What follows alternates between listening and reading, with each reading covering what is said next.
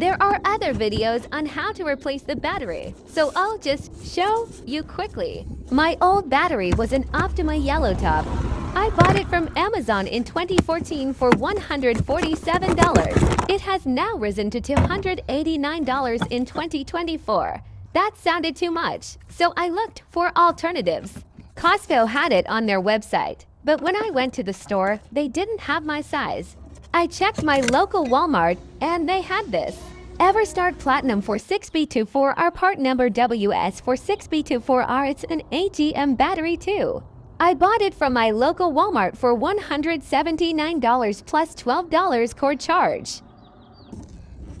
Walmart's website shows group size S for 6B24R, but the battery says for 6B24R. Is it the same thing? Will it fit? The answer is yes. It fits and the vent tube hole is correct. It worked and I saved money over the one from Amazon. I returned my old battery to the Walmart at the customer service desk to get back the $12 cord charge. Thanks for watching. Like and subscribe.